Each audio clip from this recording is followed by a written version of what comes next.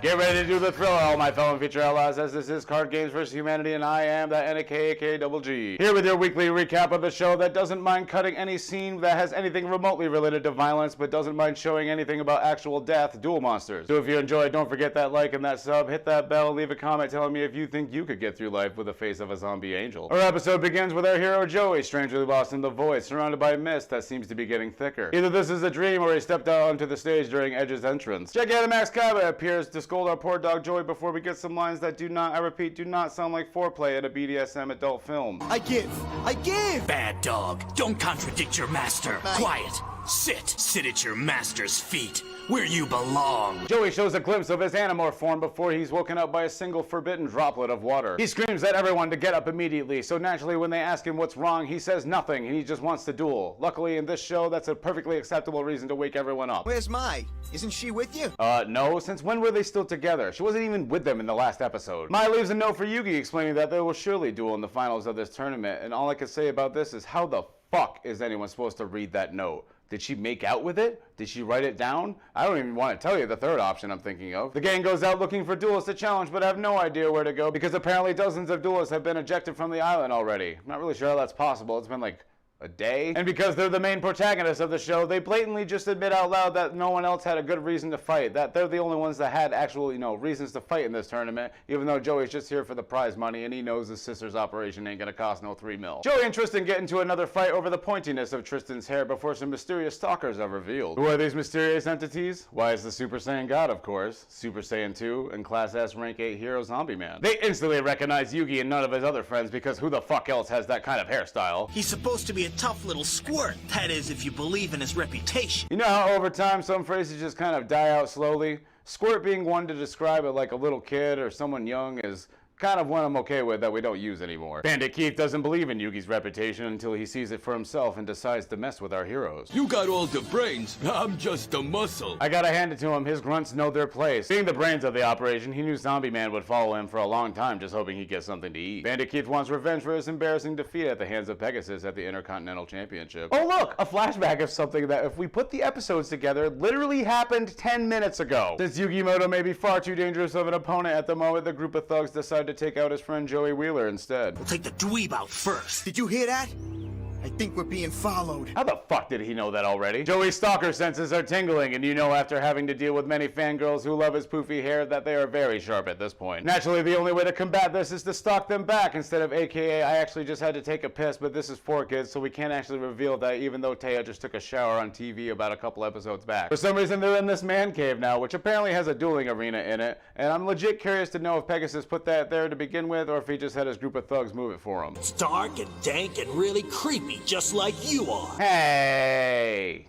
I'm not dark. Keith has a literal fucking trench coat worth of decks helping out Zombie Man with his zombie deck because how could you ever guess that that would be the case? Threatening our Class S hero with genuine assault if he doesn't win this duel before throwing him into the pit of skulls of his past victims. I'm genuinely surprised that this scene made it past. Joey is taking a piss when all of a sudden an SSJ warrior appears. Oh shit, now we're in this really shitty and rundown dueling arena. What just happened? Bones appears on the other side of the dueling arena and Joey starts to freak out thinking he's a ghost or something. Not a zombie, but a ghost. I don't know about you, but I think that's funny. Joey is very susceptible to kidney stones, so our heroes are very used to him taking a little extra time. But after 20 minutes pass, they start to get worried and have to split up and find our hero. Back to our duel, Joey is currently making a face that I once made after eating that bad chicken at a mom and pop pizzeria in Nebraska. Looks like the guy fainted on his feet. Seriously, guys, I was on the brink of death that day. It wasn't pretty. Despite being scared shitless, Joey still shows off his New York prowess by getting in a sick burn on Bones' creepy-ass face, being goaded into this duel by Bandit Keith when he calls him a poor puppy dog. Seemingly foolishly, Joey accepts the duel and slams down 4 starships despite none of his friends being around him. And unfortunately, Yugi's protagonist powers only have a 30-meter radius this early in the series. Bones is hella excited to play his brothers, his fellow zombies, but Keith coaches him to play a basic bitch warrior monster instead. Naturally arguing with his coach on the first turn for too long, Joey makes the same expression that I make when any turn on Master Duel lasts longer than 90 seconds. Whatever you say. Zeki! in it! Summoning the Axe Raider, Joey destroys Misaki the Warrior, instantly making him confident after one simple attack. Luckily for him, Keith keeps forcing Bones to play nothing but crappy non-zombie monsters, allowing Joey's slicing and dicing addiction to take full force. Finally summoning the Crass Clown, a monster that you probably could already assume is a zombie, before Joey counters with the Flame Swordsman, taking another chunk of his life points. Cause this little puppy dog is gonna chase your bony butt right out of your own graveyard! Just take a step back and think about that line with absolutely no context. Jesus Christ. Bones is getting scared and ready to give up, but oh wait, never mind, he top decks the exact card he needs that Keith was just talking about. You know, the exact card he needs to win the duel. Right now, right here. This magic card is unstoppable! The Call of the Haunted! So let me get this straight. This time they actually leave the card a trap card, but call it a magic card. Unlike last time when it was stop defense, that's actually a magic card, which was changed to a trap card as they called it a magic card. Apparently, Call of the Haunted is a card so powerful that it revives all monsters on your side of the field and just continues to do so every time they're destroyed. Since we can only handle so much bullshittery, we head back to our gang, who finally finds Joey's wallet leading up to the cave. They find a couple of coffins, so naturally our resident creepy bastard from England, Bakura, has to go right up to them and touch them. Not knowing that these coffins are actually traps, because yes, that's a good idea. Why wouldn't anyone want to go up to a pair of coffins and touch them? That's a good thing to set up as a trap. Whoever did that is a great person.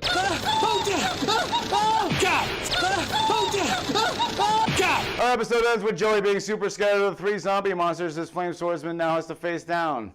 If only he had a necromancer. Well, that's it for this week's episode. I want to thank you all for watching. If you enjoyed your stay, don't forget all that interactive shit. You know what it's like. Leave a comment telling me if you would be able to resist a pair of coffins if you found them in a deep, dark cave. Tune in next week where we get the exciting conclusion of this duel that, again, maybe lasts 7 to 8 turns. And, of course, a shout out to all my patrons. If any of you find yourself being chased by a zombie or a ghoul or, you know, just some sort of ghastly creature, remember this one simple thing. Just fucking punch them. Just be like Tristan and fucking punch them. This has been the Man from Earth with all the girth, ladies and gentlemen. Be the character you know you're worth. I said BDS. I didn't even say BDSM. God damn it.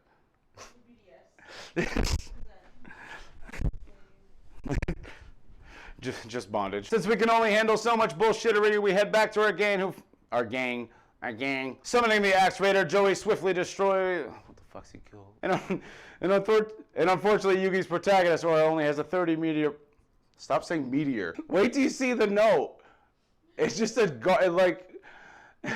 It looks like she made it in blood. Since Yugimoto may be too dangerous of an opponent at this moment, couldn't hold that one. Bones is getting scared and ready to give up, but... Oh.